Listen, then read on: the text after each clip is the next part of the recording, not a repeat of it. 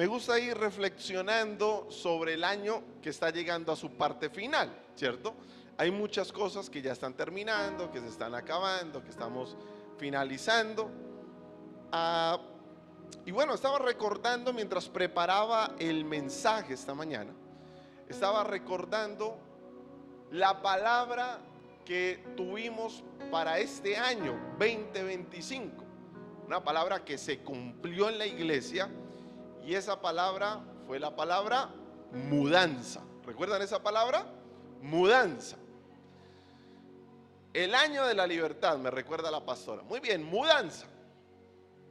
Y bueno, como iglesia nos mudamos, seguimos estrenando aquí, ¿cierto? Seguimos en esa parte de estreno, seguimos acá, pero también empezamos a recibir testimonios de personas que también experimentaron mudanza en su vida, de alguna manera. Empezaron a experimentar cierto tipo de mudanza. Algunos donde tenían su negocio ya no está allí, ya está en otra parte. Otros, por ejemplo, se mudaron de vivienda también. Otros mudaron de hábitos, de malos a buenos hábitos. En fin, hubo muchas mudanzas. Unos que no eran papás, ya son papás, también mudaron, ¿cierto? Es decir, pero no siempre, estuve pensando esta semana, no siempre la palabra mudanza tiene una connotación positiva, no siempre. Porque algunos, aunque sí mudaron, no mudaron a algo mejor, sino algo no tan bueno, no peor, no tan bueno, ¿cierto? No digamos la mejor expectativa. Y también estaba recordando un poco, yo les he contado algo de mi historia. Me conozco muchos barrios de Palmira, no porque haya solamente andado por ellos, sino que tuve que vivir en muchos barrios, en habitaciones, viví hasta en garajes. Recuerdo una de las últimas veces, viví en un garaje, por cierto, muy cómodo, muy privado, muy chévere.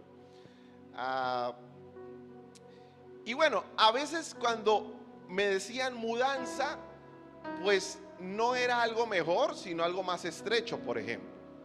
Así que no sonaba muy bien la palabra mudanza en ese contexto, ¿cierto?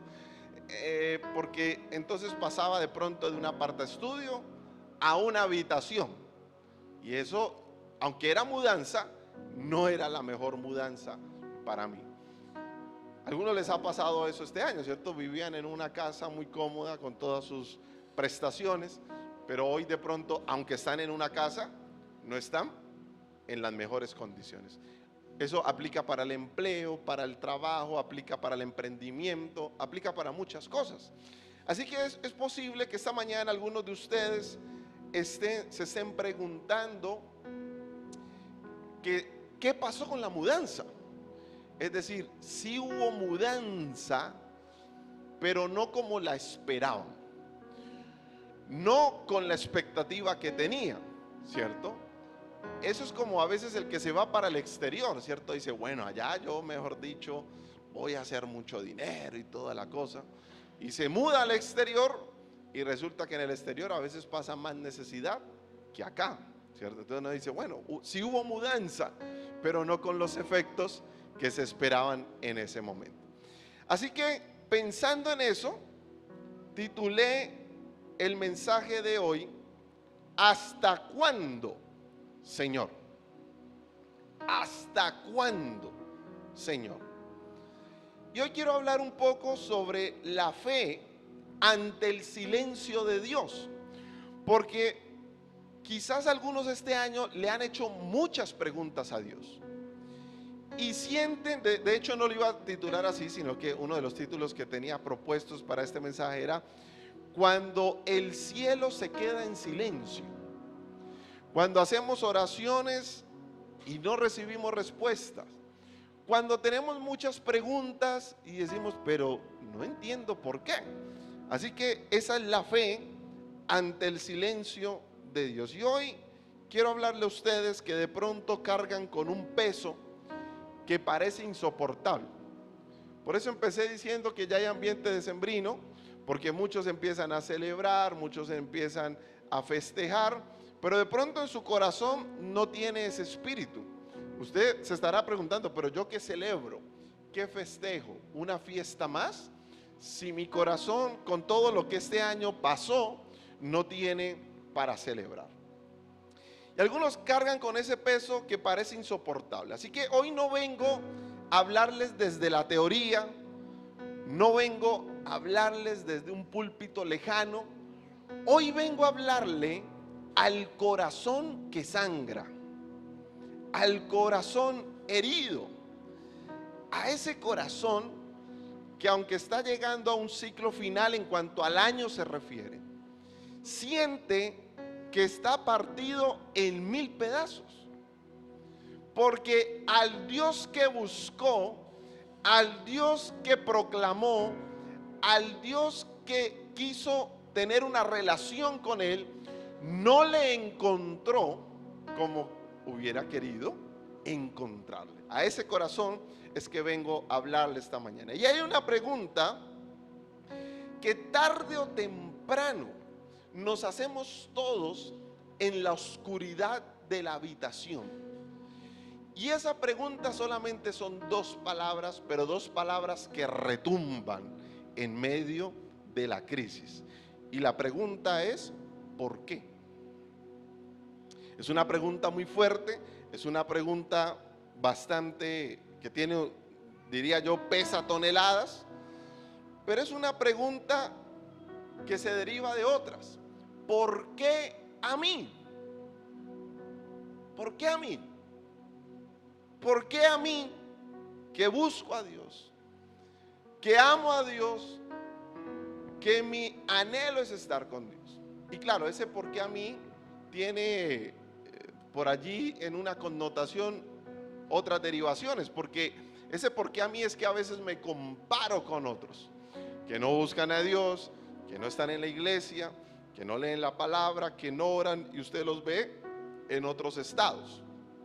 Y usted se pregunta, ¿por qué a mí? Pero ese por qué también tiene otro, y es ¿por qué ahora? ¿Por qué tenía que ser en este momento si es el peor momento? ¿No pudo haber pasado en otro instante? Eso es como cuando usted tiene una situación en la casa, ¿cierto? Y está estrecho financieramente, y entonces se funde una lámpara, se daña la licuadora y el carro no prende. ¿Por qué ahora? O sea que el carro no prenda otro día, pero no podía prender es justo ahora. Es decir, ¿por qué ahora es que me están pasando estas situaciones? Y viene también de allí otra pregunta, y es, si Dios es bueno y todo lo puede, ¿por qué permite este dolor? Esa es la pregunta clave esta mañana. Si Dios es bueno y todo lo puede, ¿por qué permite este dolor? ¿Por qué me deja transitar en el valle del dolor? ¿Por qué pasa eso?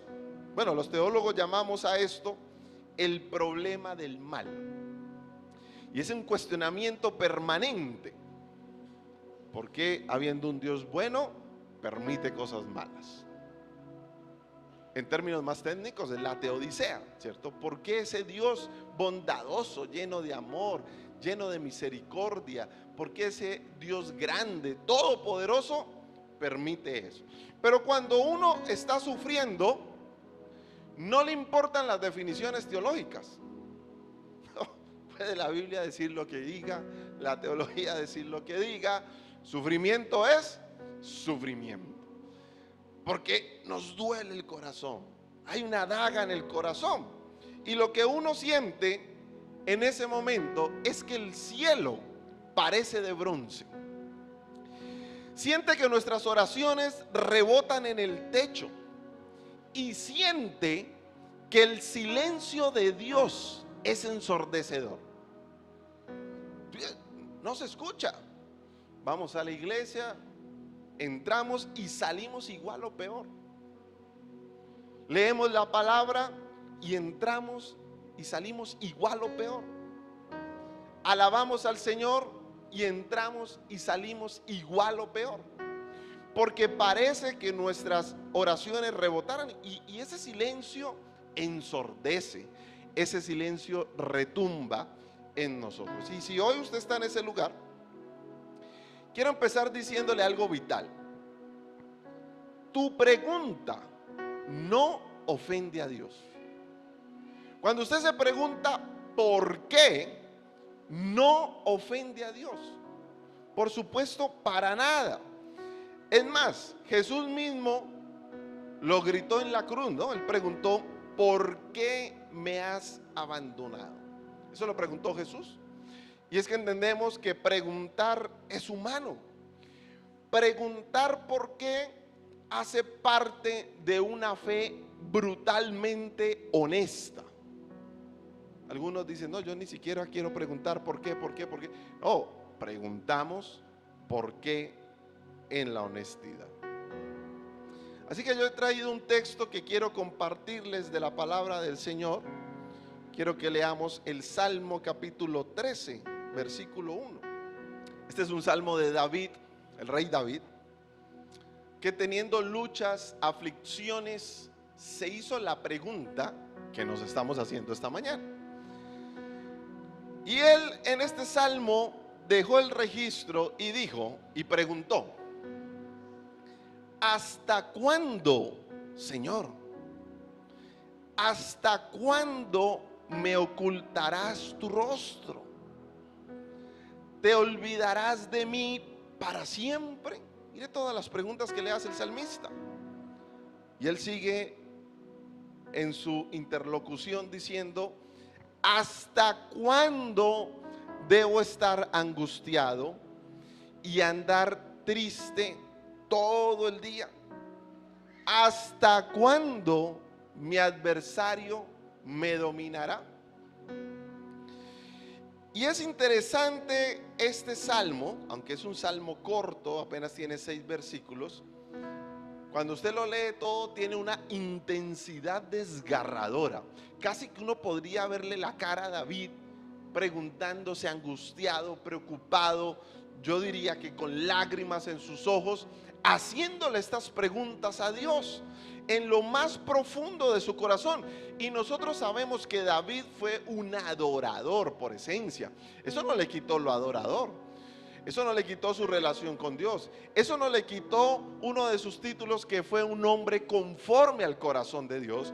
Pero aún así preguntó, interpeló al Señor diciéndole: ¿hasta cuándo? Preguntándole ¿hasta cuándo? Y allí hay una repetición que revela una angustia progresiva, es decir, una angustia que empieza de menos a más, porque así son nuestras angustias. Uno se preocupa por algo pequeñito, después algo más grande, y después va subiendo la intensidad de la preocupación que tiene. Pero hay, por lo menos, quiero que revisemos también por lo menos la anatomía de la angustia. Es decir, este salmo me ayuda a revisar cómo es la angustia, cuál es su forma, cuál es su anatomía, y habla por lo menos de 4 gritos que hace el salmista. Mírenlos acá, aunque ya los leímos, los he pintado de diferentes colorcitos para que usted ahorita esquemáticamente diga: ah, allí los estoy viendo. Y su primera pregunta es: ¿hasta cuándo, Señor? Pero dice allí: ¿hasta cuándo me ocultarás tu rostro? Otras versiones dice: ¿me olvidarás para siempre? Es una pregunta que hace el salmista. ¿Me olvidarás para siempre? Así que David siente que Dios ha borrado su existencia de su memoria. Lo que está expresando David es un miedo al abandono total de parte de Dios. Por eso pregunta: ¿hasta cuándo me ocultarás tu rostro? ¿Te olvidarás de mí? Y sigue diciendo: en la cultura hebrea, Dios escondía el rostro. Esa era la señal de máxima desaprobación. Por eso cuando dice ocultarás el rostro de mí, está diciendo: estoy desaprobado por parte de Dios. Y aquí algunos que sienten el silencio de Dios se sienten desaprobados por Dios y se empiezan a preguntar: ¿Qué estoy haciendo mal? ¿En qué estoy fallando? ¿Qué me falta? Esas son preguntas de desaprobación, ¿cierto? Como si Dios aprobara y aprobara, pero le pasó a David. Y David por eso hace esos términos de preguntas. David, como alguien me dijo en estos días, siente que perdió el favor de Dios.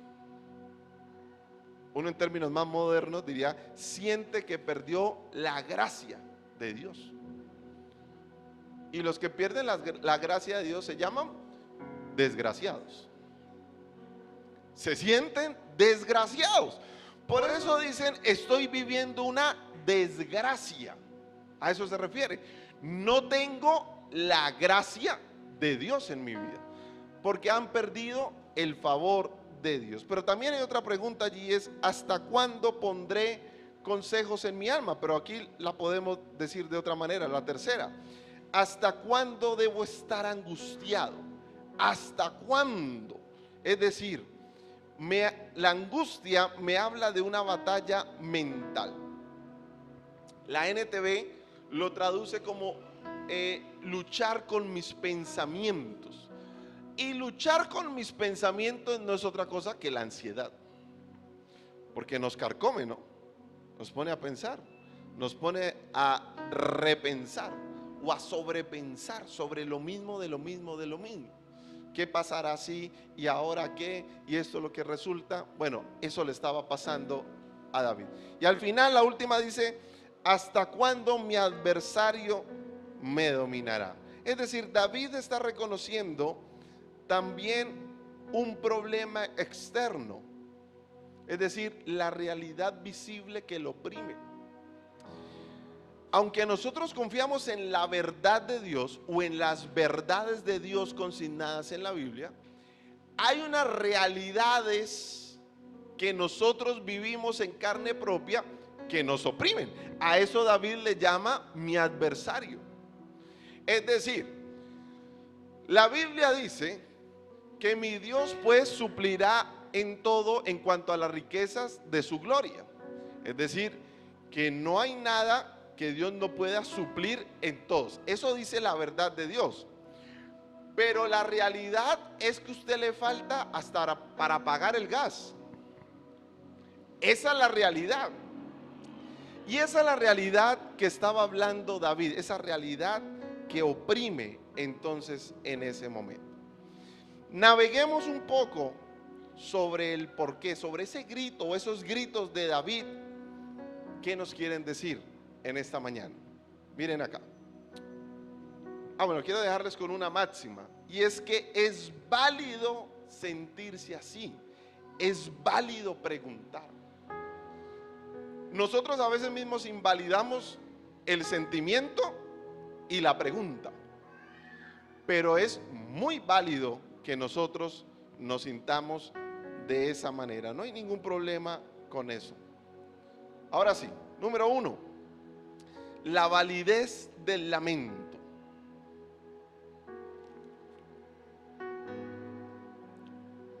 A menudo pensamos que la fe siempre es sonreír, siempre es estar de buena actitud. Pensamos que la fe es eso. Siempre estar contento, haciendo chistes, riéndonos, haciendo recocha con el uno y con el... tiene mucha fe.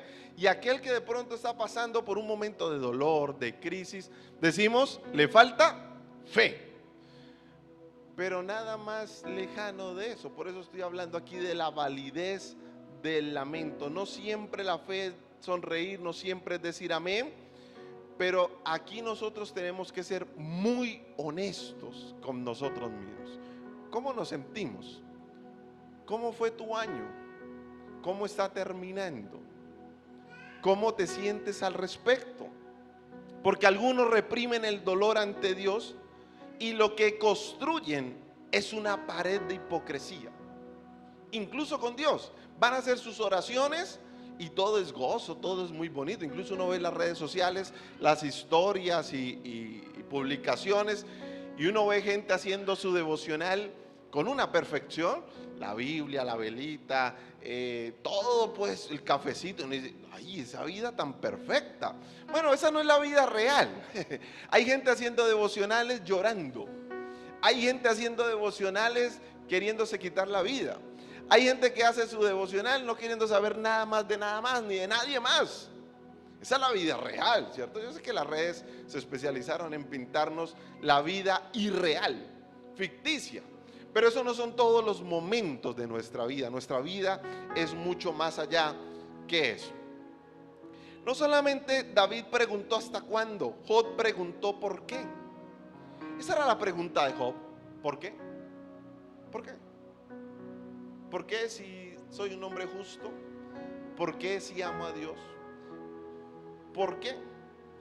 Así que la fe genuina tiene la confianza suficiente suficiente para quejarse con Dios, en lugar de quejarse de Dios. Eso es diferente. Una cosa es que yo me queje con Dios y otra cosa es que yo me queje de Dios. Mire lo que dice, vamos a leer Job, capítulo 10, versículo 1, dice: ya estoy harto de esta vida. Como diríamos los bayunos, harto de esta vida, ¿cierto? Esa es la versión bayuna. Por eso doy rienda suelta a mi queja, desahogo la amargura de mi alma. Eso fue lo que dijo Job. Es decir, Job prefirió hacer eso. Y yo le puse una notica a este versículo, si me lo permite. Y es que Dios prefiere tu queja honesta a tu adoración fingida. Porque algunos son muy, como la canción dice, la canción popular, ¿no? Como el payaso, ríe por no llorar.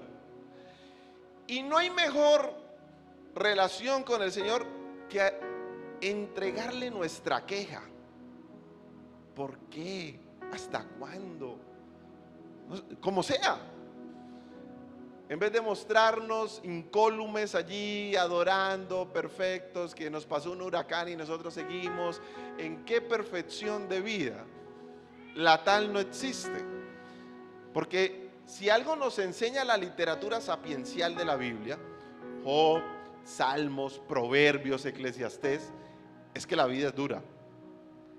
Eso Salomón y el escritor sapiencial lo descubrieron, pero lo afirmaron también.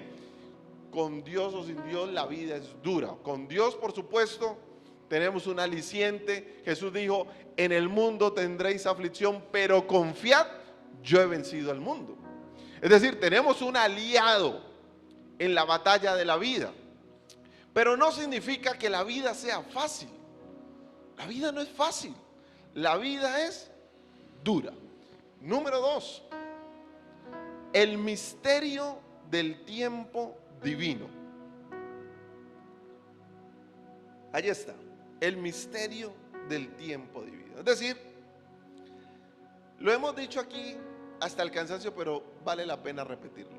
La perspectiva de Dios es diferente. Dios siempre está mirando desde arriba, por hablar de perspectiva. Nuestros problemas siempre los miramos de frente, o incluso así, porque parece el problema más gigante que nosotros, el dolor más grande que nosotros, la situación más grande que nosotros. Pero Dios siempre mira desde arriba. Por allí anda un candidato a la presidencia diciendo que no hemos aprovechado un recurso que tiene el Ejército Nacional, y es la parte aérea. Y él decía: siempre desde el aire vamos a ganar, porque tenemos ese recurso. Bueno, en este caso Dios siempre ve las cosas diferente a nosotros. Y hablando del tiempo, David repite siempre: ¿hasta cuándo? Y ese cuándo me habla de tiempo, porque la percepción de tiempo en David está distorsionada por el dolor. Es que el dolor nos distorsiona la percepción de tiempo, porque usted siente que está sufriendo hace como 100 años, Mire, cuando usted la pasa, yo recuerdo, cuando usted está empleado, ¿cierto? Yo hablaba con una compañera de trabajo la otra vez, que nos encontrábamos cada lunes, por supuesto. ¿Cómo te fue el fin de semana? No, súper bien. Y yo le decía, pero ¿no sentiste que fueron 3 minutos del fin de semana? Uy, es que increíble, el fin de semana pasa súper rápido. Pero cuando usted está padeciendo, sufriendo, esperando, se hace eterno. Porque el dolor distorsiona nuestra percepción del tiempo. Por ejemplo, en tiempo real, ¿cuánto es esperar 10 minutos en la EPS? Como 100 años, ¿cierto? Eso es larguísimo, eso, y eso pasa al uno. ¿Cuánto esperó? 15 minutos, pero usted sintió que fueron una eternidad. Precisamente porque el dolor hace eso. Ese minuto de sufrimiento parece una hora. Pero no nos podemos olvidar que la Biblia nos dice que Dios es eterno. Eterno significa que ni siquiera tuvo principio, porque Él está por encima del tiempo, por encima de la línea del tiempo. Él ve el tapiz completo, nosotros solamente vemos una parte, un nudo, un fragmento, algo chiquito. Nuestra visión es muy corta. Yo creo que Dios en nuestra situación nos ve y piensa o dice, ay, si supieras todas las bendiciones que hay detrás de eso que estás pasando. Por eso cantábamos ahorita, tú conoces mi camino. Tú, hablando del buen pastor, porque ese buen pastor conoce que lo que está sufriendo ahora no es eterno, no es duradero, aunque parece, pero no lo es, porque Él ve el tapiz completo. Y hay un texto que quiero regalarles, que está en Isaías, lo conocemos, pero de pronto algunos no, quise traerlo, muy conocido por todos. Dice, porque mis pensamientos no son los de ustedes, ni sus caminos son los míos, afirma el Señor. Mis caminos y mis pensamientos son más altos que los de ustedes, más altos que los cielos sobre la tierra, más altos. Es decir, lo que Dios piensa de nosotros, lo que Dios sabe de nosotros, las ideas de Dios son mucho más altas que lo que nosotros podamos imaginar. Pero volvemos, por eso hablamos del misterio del tiempo, porque del tiempo divino, porque no nos deja ver el cuadro completo. Y yo hice una notica aquí también que quiero compartirles, y es que Dios guarde silencio no significa que esté inactivo, significa que está trabajando en un nivel que nuestra mente finita no entiende. Porque esa es nuestra percepción. Ah, Dios está en silencio, se quedó inactivo. No, Dios nunca está inactivo, nunca. Ni ha estado, ni está, ni estará inactivo. Es nuestra mente finita que no entiende que Dios está trabajando. Por eso el grupo de alabanza cantaba, aunque no lo pueda, ¿qué? Ver, está sobrando. Miren ustedes, aunque no lo pueda ver, está sobrando, sigue sobrando.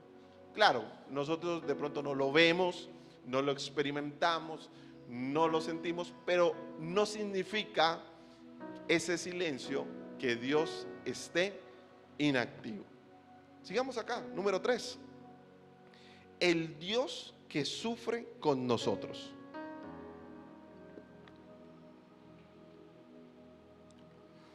Y aquí debemos decir que la respuesta intelectual al mal es insuficiente. Intelectualmente es muy complicado explicarlo. ¿Por qué sufrimos? ¿Por qué niños inocentes mueren, se enferman de cáncer? ¿Por qué hay gente que no está comiendo? Allí, no me sabía eso hasta hace unos 15 días. En nuestra costa, en la costa norte de este país, las familias muy marginadas que tienen niños muy pequeños de brazos, pues que no tienen comida, lo que hacen es cocinar periódico, como para darle un aliciente al estómago. ¿Por qué? ¿Cómo explicamos eso? ¿Cómo le explicamos a un niño de 7 años que él puede comer, pero los de allá no tienen para comer? Así que intelectualmente es muy difícil. A lo que yo he concluido, que necesitamos no una respuesta intelectual, sino una respuesta relacional, de relación con Dios. Eso es lo que necesitamos, porque nuestra mente no va a terminar de explicar. Y el punto central de nuestra defensa de la bondad de Dios es la encarnación, lo que estamos viendo en pantalla.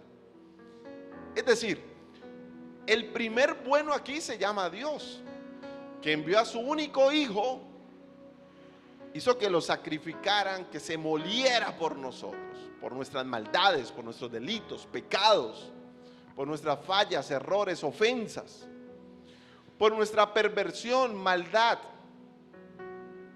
Él se mostró bueno, y Dios no se quedó en el cielo viendo cómo David sufría, hablando del salmo inicial.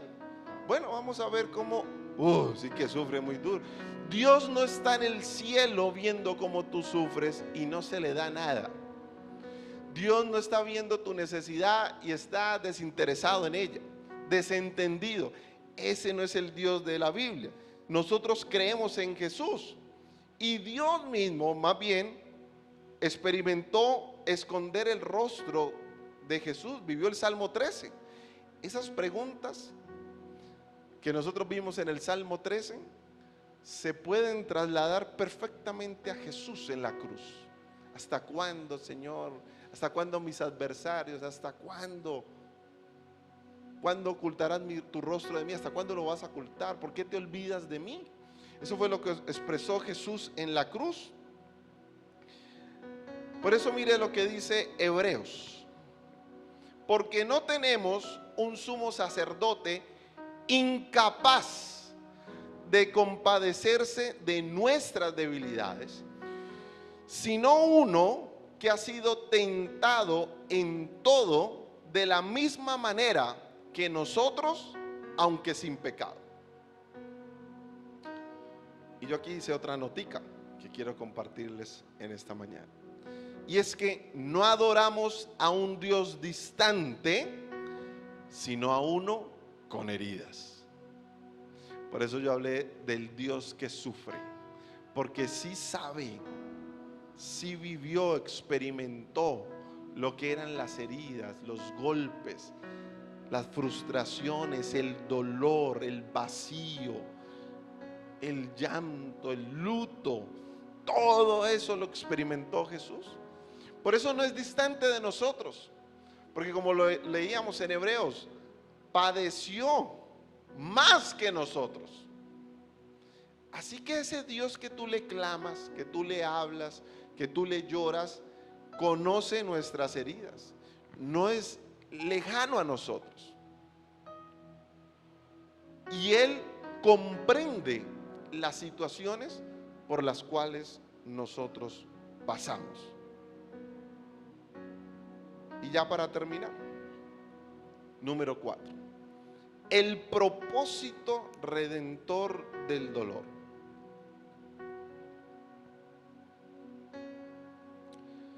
Muchos se preguntan siempre: ¿y cuál es el propósito de esta situación? ¿Qué sentido tiene? ¿Para qué estoy sufriendo? ¿Para qué estoy llorando? ¿Para qué? ¿Cuál es ese propósito? Muchos no lo encuentran porque buscan en la fuente inadecuada. Entonces no encuentran ese propósito. Otros nunca les será revelado. Llegará el día de partir a la presencia del Señor y no entenderán. Pero si nosotros en casa terminamos de leer el Salmo 13, que yo le invito a que usted lo medite en su casa, Los versículos 5 y 6 terminan con David confiando y cantando, aunque la situación necesariamente no había cambiado para David.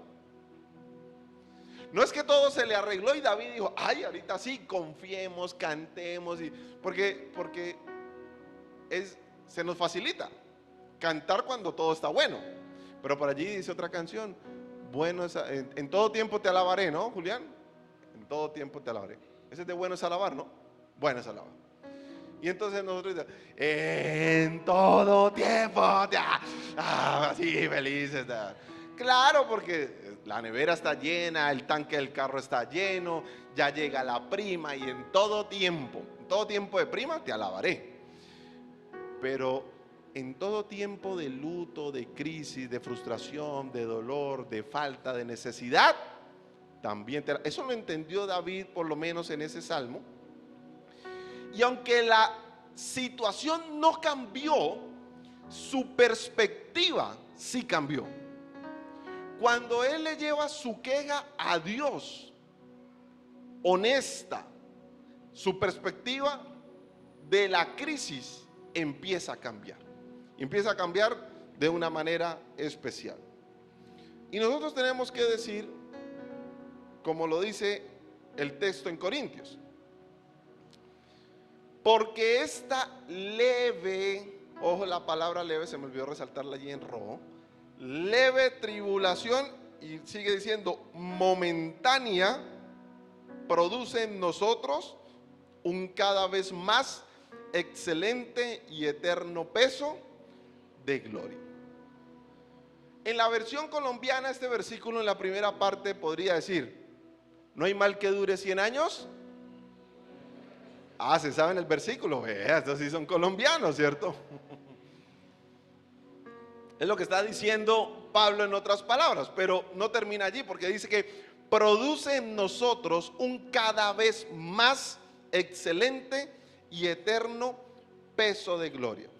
¿Qué me está diciendo ese versículo? Que nosotros no sufrimos en vano. No.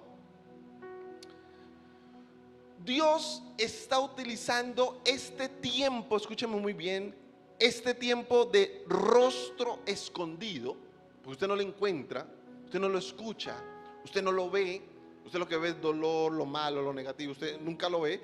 Está utilizando este tiempo de rostro escondido para refinar una fe que valga más que el oro. Para él, ese es el propósito. Ahora usted dirá, pero ¿quién es este Dios que me pone a sufrir? No, pero primero Dios no te está poniendo a sufrir.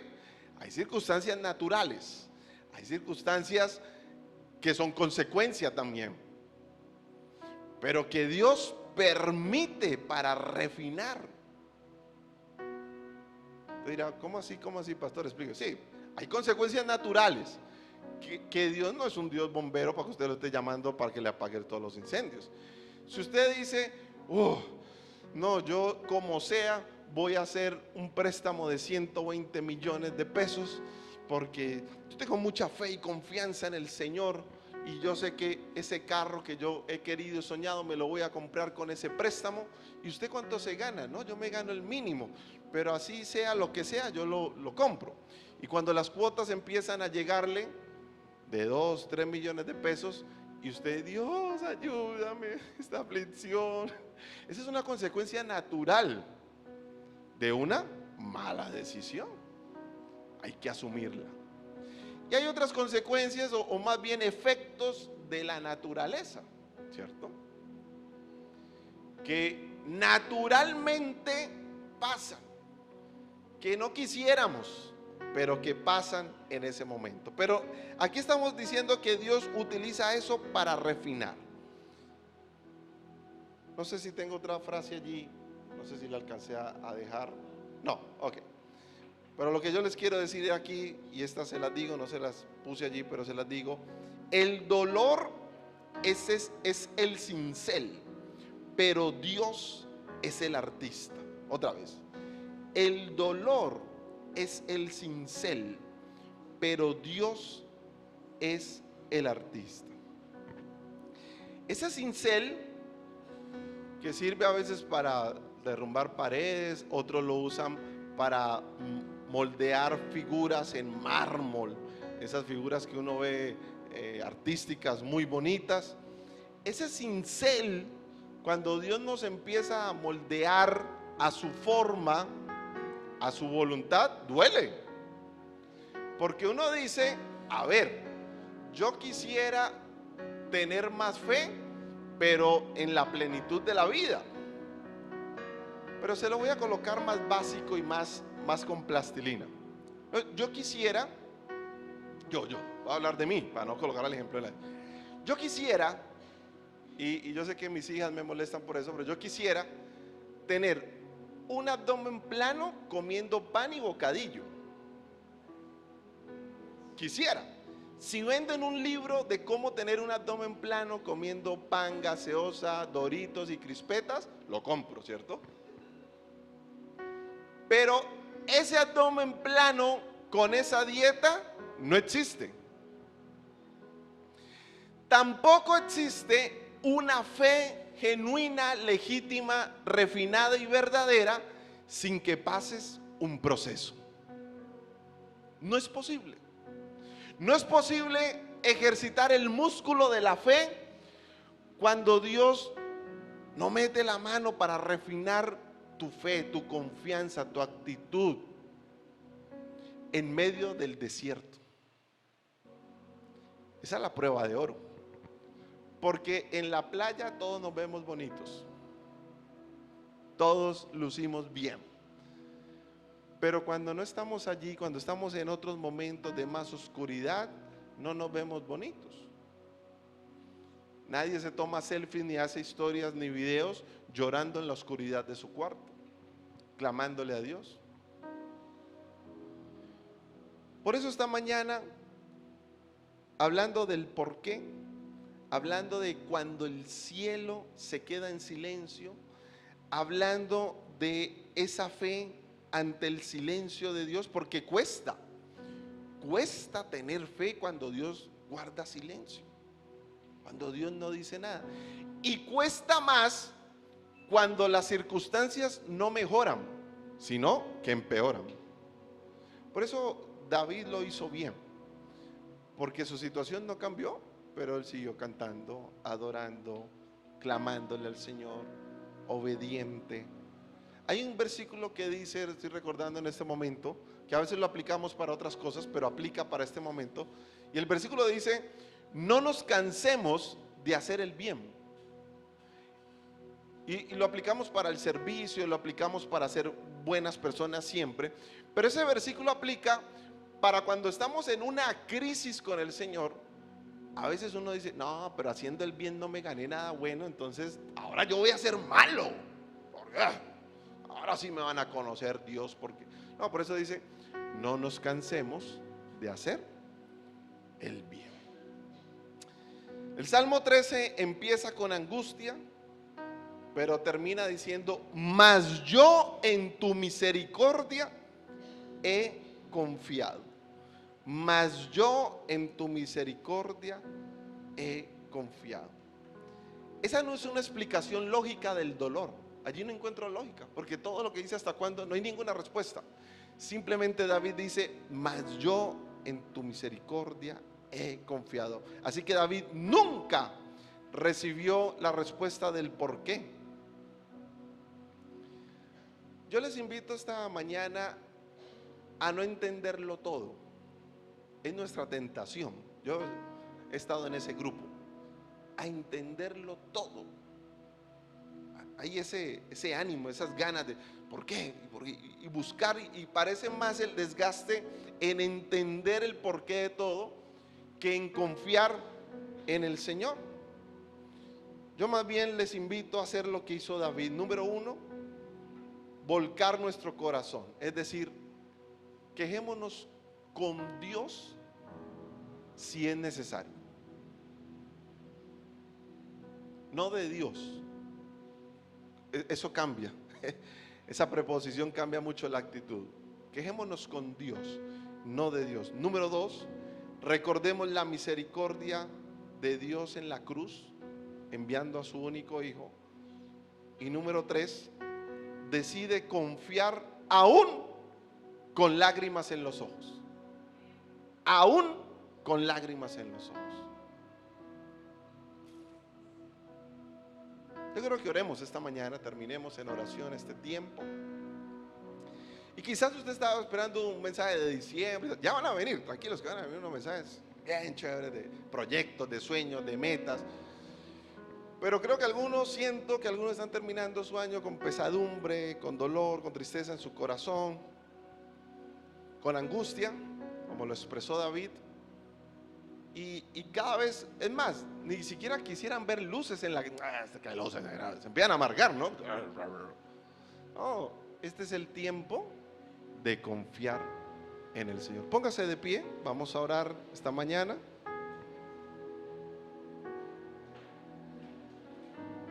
Oremos juntos. Es que nos abracemos juntos. Es que oremos los unos por los otros. Es que esta mañana nos quejemos con Dios en lo más profundo de nuestro corazón, con respeto, por supuesto, sabiendo que Él sigue siendo Dios y Señor. Pero mi invitación es esa: no para reclamar, sino para orar, para decirle al Señor: no entiendo, me duele, pero confío en ti, aunque el dolor siga allí. Cierra sus ojos y oramos. Bueno, Padre Celestial, esta mañana, Señor, te damos gracias por tu palabra, Señor. Esa palabra que abraza, esa palabra que contiene, esa palabra, Señor, que llena el corazón.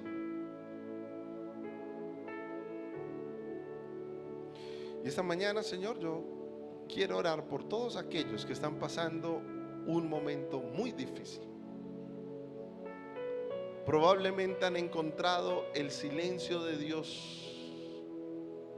Sienten que sus oraciones no pasan del techo. Sienten que su clamor no va más allá. Pero hoy queremos, en ese espíritu de reflexión, en ese espíritu de recogimiento, que tú nos consueles. Consuela al caído, consuela al débil, consuela, Señor, al menesteroso, consuela al que está en crisis. Señor, esta mañana nuestro mayor anhelo es sentir tu presencia en nosotros. Nuestro mayor anhelo es saber que estás aquí. Nuestro mayor anhelo es que nuestro corazón sienta refrigerio, nuestra alma descanse.